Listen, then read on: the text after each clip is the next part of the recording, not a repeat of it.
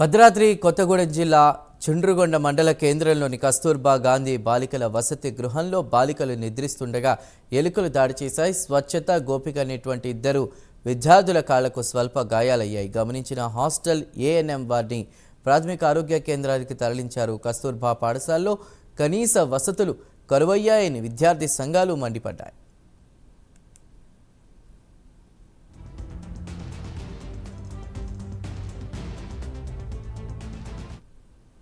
విషయం తెలుసుకున్న మండల విద్యాశాఖ అధికారి సత్యనారాయణ పాఠశాలను సందర్శించారు. గాయపడిన విద్యార్థులతో మాట్లాడి వారి ఆరోగ్య పరిస్థితిని అడిగి తెలుసుకున్నారు. ఇలాంటి సంఘటనలు పునరావృతం కాకుండా చర్యలు తీసుకుంటామని ఆయన హామీ ఇచ్చారు. ఎంఈఓ చంద్రగొండ 11వ తారీఖు రాత్రి 11:30 ఆ సమయంలో ఇద్దరు పిల్లలు 10th క్లాస్ స్వచ్ఛత గోపిక పిల్లలని ఎలుక వచ్చి కొరకటం జరిగింది.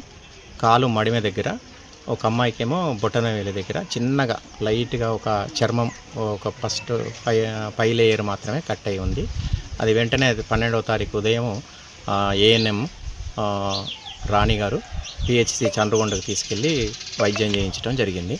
పిల్లలకు ఎటువంటి ప్రమాదం లేదు. నేను స్వయంగా పిల్లల్ని పరిశీలించాను. వాళ్ళకి ఎటువంటి గాయం కానీ ఏమీ లేదు. స్వయం క్లాసులో కూర్చున్న పిల్లల్ని పిలిచి నేను పరిశీలించడం జరిగింది. ఈ నెల 11వ తేదీన భద్రాద్రి కొత్తగూడెం జిల్లా చంద్రగొండ మండలంలో స్థానిక కస్తూర్బా గాంధీ హాస్టల్లో ఇద్దరు విద్యార్థుల్ని ఎలుకలు కరిచాయి.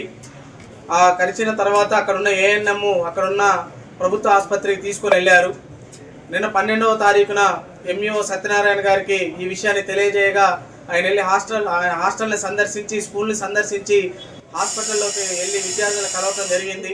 అక్కడున్న కేజీబీవీ హాస్టల్లో విద్యార్థులు అనేక సమస్యలతో సతమతం అవుతున్నా సరే అక్కడున్న సిబ్బంది కానీ వాళ్ళ ఉన్నతాధికారులు డిఈఓ, డీసీడీఓ అన్నామణి మేడం గారు కానీ ఎటువంటి స్పందన లేదు.